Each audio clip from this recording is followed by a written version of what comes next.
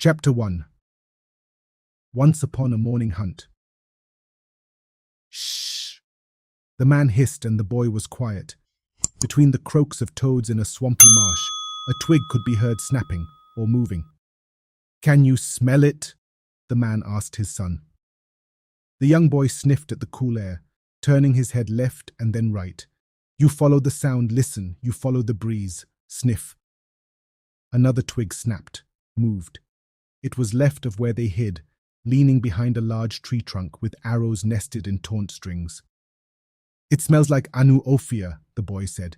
"Yes, it smells like bushmeat stew. It just needs to be caught and cooked first."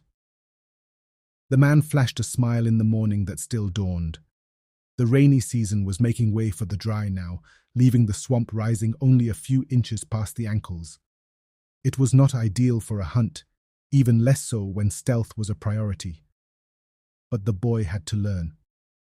He had to learn to be able to do this at all times, in the rain, at night, and even in his dreams.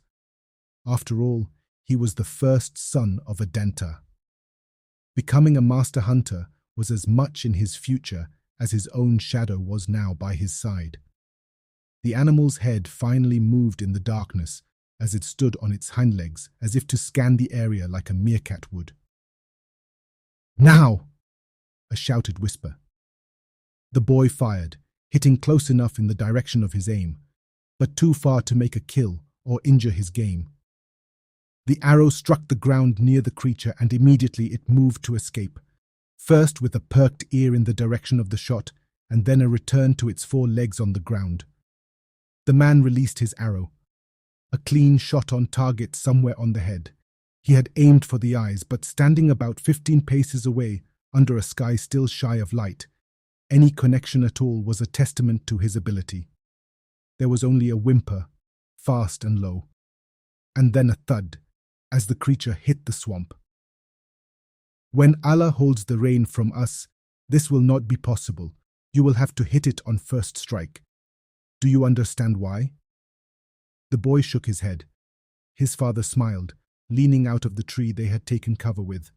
"The water holds the hunter, the water holds the hunted. We are gifted an extra breath of time to act as the prey digs its tiny legs out of the sunken sand." "Just like we are doing now?" the boy asked, as they dragged their feet closer to their prize, pulling out the wet sand with each step. "Yes, just like we are doing now." The bush was still mostly quiet, save the toads that wouldn't stop croaking. Leopards did not roam so early or this far out of the forest, but snakes one could never be too sure. Both kept their ears open for the sound of a rattle, a hiss. When they were close enough, the boy got to work retrieving the arrow. This part he had already mastered on one too many hunting trips. First a little tug to loosen the exit, and then a hard yank, twisting for some ease to pull out. He dipped the tip in the water and then cleaned it with a rag no bigger than the size of his palm. Just before he gave it back, he dried what wetness was left on the weapon, rubbing it over his covercloth. This was a bronze-infused arrow tip, casted by the great hands of the Ogbi Ukwu Uzu men. It was made more so for hunting than for battle because it was worth too much to be left in a body. Iron, which wasn't so difficult to cast, was much better for war. "When will I be able to get my own bronze arrows?" he asked his father. "You haven't even crawled yet, you speak of running." The boy said nothing. "When you kill a leopard with a spear or sword and earn the title of Ogbuagu, you will be gifted with bronze weapons in honor of your bravery and skill, and you will then be welcome to the council of mighty men. For now, be grateful for the iron tips you have. Many fathers teach their sons only with wooden tips." Feeling somewhat defeated, the boy handed the arrow back to his father with a slouched shoulder. Pulling his iron tip out of the soft ground required no skill. He wiped it, only because he needed it dry to protect it against rust and decay. The boy proceeded to place the dead animal in their cane-woven basket after tying its legs together for easy bundling. When it was secure, he slung it over his back and tied on the carry strings to keep it there. It was now time to head back home. You should have seen me approaching my 14th reign. I barely slept most nights, waiting on the Ekpe Society's call from the elders of the fraternity. I waited so eagerly, it felt like I was dreaming about it every night when I managed to sleep. But, Nanam, my father, I am. The boy paused, afraid to admit that he was afraid. The rite of passage into manhood was a custom he could not avoid, unless of course he wished not to be recognized as a man in Iki Kingdom. Perhaps in his next life, he will come back as a woman. He did not need to speak, though. Where his words betrayed him with silence, his voice cracked and then died in a frightened whimper, much like the animal they had just killed. It is okay to fear Enwam, my child. He rubbed the boy's tight curls as if to comfort him. When you face the tests of manhood, you will find that it is as much a test of wisdom as it is a test of bravery. You have been born of my seed, channeled through the womb of a powerful woman, blessed abundantly by Allah. There is more in you than you can see, but you must allow yourself to grow. How else do you think the sprout becomes a tree? You make it sound so easy.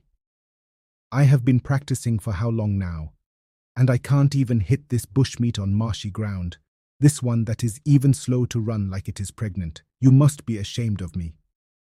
The father laughed a small laugh. Anyi, you have trained since your 7th reign, and so have I.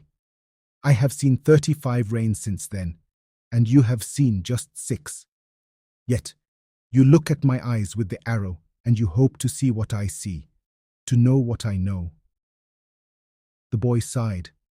Perhaps his father was right, and he had to resign from his haste. A time will come when you will go back to your state before you ever picked up a bow. Your body will understand the hunt so well that even blinded, your ears will be enough. Even deaf, your mind will be enough. It is just like you cried through your first breaths, and now you breathe without knowing. The boy's eyes widened at the prospect. How is that even possible? Do you not eat pounded yam in the dark, finding your bowl and then your mouth? Yes, but my mouth is on my head, a part of my body. The bow is not, nor is the prey. The man shook his head. You are much too young for certain wisdom, but know it now that there is no separation between you, the bow, the arrow, the distance between you and the prey or even the prey itself. The boy knew not to probe anymore. Perhaps one day, these mysteries the elders were quick to speak of will be revealed to him too. How can there be distance yet no separation? Maybe that was what it meant to become an elder, to have these strange truths revealed to you.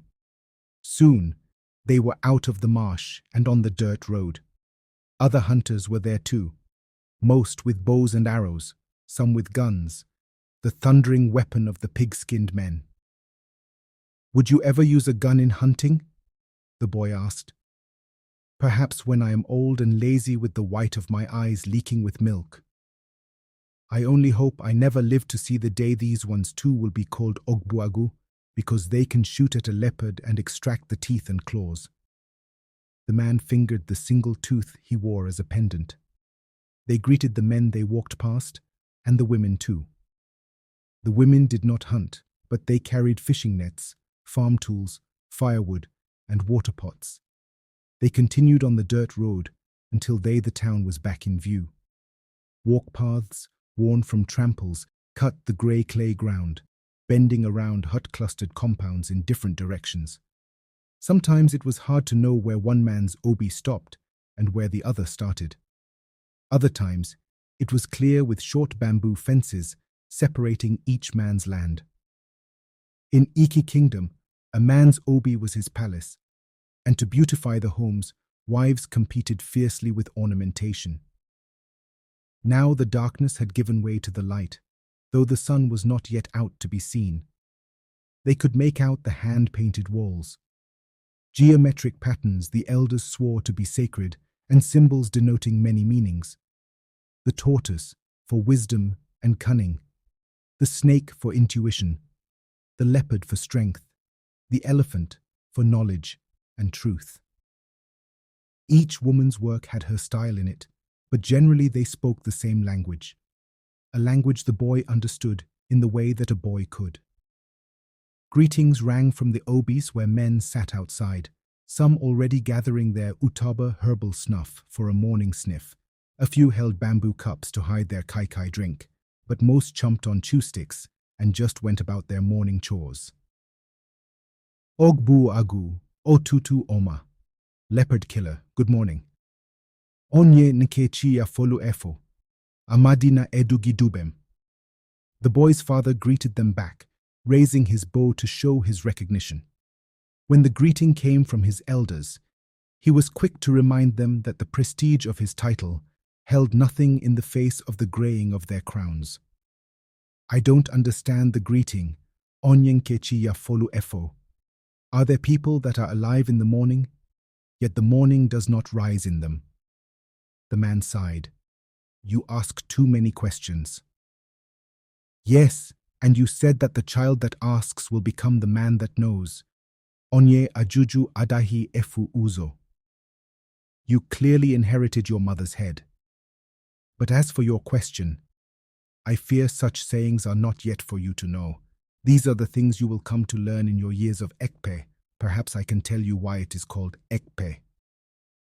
They made way for a goat herder driving his livestock into the pen, and then avoided a palm wine tapper with his climbing ropes and tapping pot. Is it called ekpe because it is the Python speak for the left hand, aka ekpe? The boy asked. Congratulations, you know what the word translates to, but do you know what it means? The boy was silent. Perhaps I really have to start teaching you these things. The pigmen and their ways are eroding our language very fast.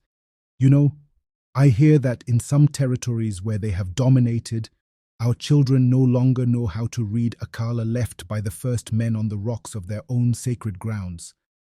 They can now only read pigmen symbols. Alphabet, they call it. I even hear rumors that some of the ancient inscribed rocks have been destroyed, sacred trees cut down. He spat on the ground in disapproval. Alu. The boy was not sure why these things were important. Language, inscriptions on stones left by the first men, the great ancestors, sacred trees, and other such things his father cared so much about. Were languages not just words? Were rocks and trees not just things of the earth? It is called ekpe, or as you say, left hand, because since you were a baby, you have been practicing with your right hand, your natural hand. The ancestors believe that on your 14th reign, you must start to learn the use of your left hand. It is only after then that you may become a human being, a full human being, Madhu. The boy squinted as if to chew on this newfound information with his eyes. But then, why don't they just make us sculpt wood, clay, and stone with our left hand? Surely that must be better than whatever it is that happens in the bush they take us to. And are you saying you can use your left hand just as well as your right? The man smiled. You see, my son, when we speak of the left hand here, we do not speak of the hand at all. The boy stopped at the front of their obi. Then what do we speak of? His eyes widened with curiosity. The man placed his bow down and then unfastened his sword from the sheath that held it on his waist. Now, wearing only his goatskin skirt, he felt much lighter. We speak of the mind, of the soul. We speak of Muo and of Chi.